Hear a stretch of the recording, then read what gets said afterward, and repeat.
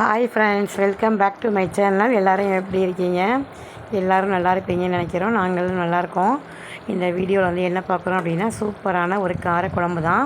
அது கத்திரிக்காய் வச்சு செய்யக்கூடிய இந்த காரக்குழம்பு வந்து செம்ம டேஸ்ட்டாக இருக்கும். இது வந்து நார்மலாக சாப்பிட்றதோட ஒரு பொடி சாதமே சேர்த்து சாப்பிடுவீங்க. இதுக்கு வந்து ஒரு பெஸ்ட்டு காம்பினேஷன் பார்த்தீங்கன்னா, அப்பளம் பொரித்து சாப்பிட்டிங்கன்னா இது வந்து ரொம்ப நல்லாவே இருக்கும். எங்கள் அம்மா வந்து இதுக்கு அப்பளம், கூழ் வத்தல் அந்த மாதிரி செய்வாங்க. இதை வந்து எப்படி இந்த காரக்குழம்பு வைக்கலான்னு பார்க்கலாம். இதுக்கு சின்ன வெங்காயம் தான் நான் வந்து ஒரு 10-12 சின்ன வெங்காயம் வந்து உரித்து வச்சுருக்கேன். இதுக்கு வந்து பெரிய வெங்காயம் நல்லா இருக்காது, சின்ன வெங்காயம் அது கட் பண்ணாமல் இந்த மாதிரி முழுசாக சேர்க்கும்போது நல்லாயிருக்கும். இதுக்கு வந்து 2 டேபிள் ஸ்பூன் அளவுக்கு நான் கடலெண்ணெய் எடுத்திருக்கேன். குழம்புக்கு வந்து எப்போதுமே நான் கடலெண்ணெய் வச்சு தான் சேர்ப்பேன். அதனால் இந்த கடலெண்ணெய் கூட இந்த வெங்காயத்தை வந்து நல்லா வந்து ஃப்ரை பண்ணிவிட்டு அதுக்கப்புறம் வந்து பூண்டு ஒரு 10-12 பூண்டு வந்து நான் இதுக்கு உரித்து வச்சுருக்கேன். பெரிய சைஸ் பூண்டு. நீங்கள் எந்த சைஸு பூண்டு எவ்வளோ வேணும் அப்படிங்கிறத நீங்கள் உங்களுக்கு தகுந்த மாதிரி போட்டுக்கலாம். நான் ஒரு 4-5 பேர் சாப்பிட்ற அளவுக்கு தான் இந்த குழம்பு வச்சுருக்கேன். உண்மையில் இந்த குழம்பு வந்து ட்ரை பண்ணி பாருங்கள், இது நல்லாயிருக்கும். இது வந்து எங்கள் அம்மா செய்வாங்க. எங்கள் அம்மாட்டேருந்து நான் கற்றுக்கிட்டது தான். எனக்கு வந்து பார்த்திங்க அப்படின்னா, மேரேஜுக்கு முன்னாடி வந்து எனக்கு சமைக்கலாம் தெரியாது. ஆஃப்டர் மேரேஜ் தான் நான் குக்கிங் வந்து கற்றுக்கிட்டேன். ஆனால் இப்போ ஓரளவுக்கு சில டிஷ்லாம் நல்லாவே செய்வேன். அதில் வந்து இந்த காரக்குழம்பு ஒன்று தான். இது வந்து 1 வீக் கூட கெட்டு போகாது, அப்படியே வச்சு சாப்பிட்லாம். அந்தளவுக்கு டேஸ்ட்டாக இருக்கும். இதுக்கு வந்து கத்திரிக்காய் தான் இந்த காரக்குழம்புக்கே நல்லா ஸ்பெஷலாக இருக்கும். கத்திரிக்காய் வந்து குட்டி குட்டி கத்திரிக்காவாக இருந்தால் நம்ம முழுசாகவே போட்டுக்கலாம். என்கிட்ட கொஞ்சம் பெரிய சைஸ் கத்திரிக்காவாக இருந்ததுனால நான் 2 கட் பண்ணிவிட்டு அதுக்குள்ளே பூச்சிலாம் ஏதாவது இருக்கான்னு பார்த்து நல்லா நீட்டாக க்ளீன் பண்ணிவிட்டு அதுக்கப்புறமா வாஷ் பண்ணிவிட்டு இந்த எண்ணெய் கூடயே அந்த கத்திரிக்காயையும் சேர்த்துக்கணும். இப்போ வந்து பார்த்திங்கன்னா ஒரு 1/2 டேபிள் ஸ்பூன் அளவுக்கு நான் வெந்தயம் சேர்த்துருக்கேன்.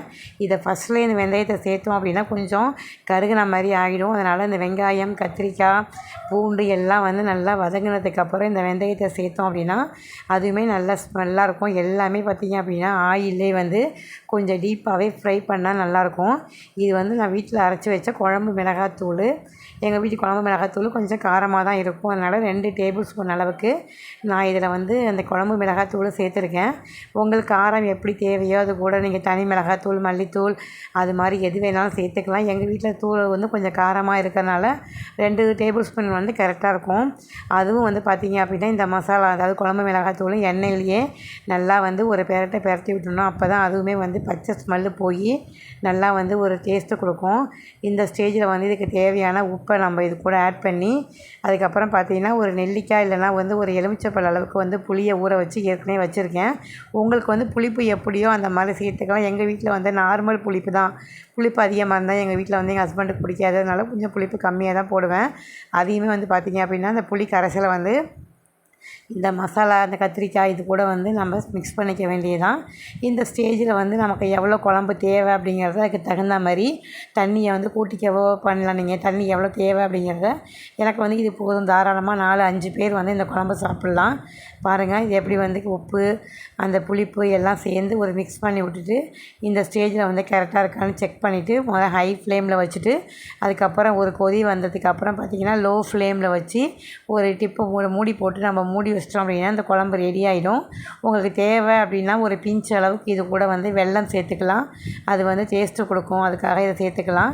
இதை வந்து பார்த்திங்க அப்படின்னா கொஞ்சம் நேரம் சிம்மில் வச்சுட்டிங்க அப்படின்னா அது ஆல்ரெடி இந்த காயெலாம் வந்து பார்த்திங்க அப்படின்னா அந்த எண்ணெயிலே பாயில்டு ஆகிருக்கும்.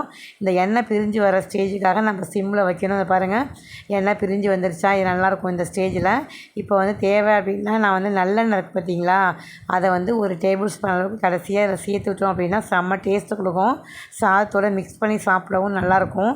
அதனால் எப்போதுமே மீன் குழம்பாக இருந்தாலும் சரி, வத்த குழம்பாக இருந்தாலும் சரி, இறக்க போகும்போது ஒரு டேபிள் ஸ்பூன் அளவுக்கு நல்லா வந்து சுத்தமான நல்லெண்ணெய், செக்கில் ஆட்டின நல்லெண்ணெய் வந்து சேர்த்திங்க அப்படின்னா செம்ம டேஸ்ட்டாக இருக்கும். வீடியோ பிடிச்சிருந்தா லைக் பண்ணுங்கள், சப்ஸ்கிரைப் பண்ணுங்கள். தேங்க்யூ.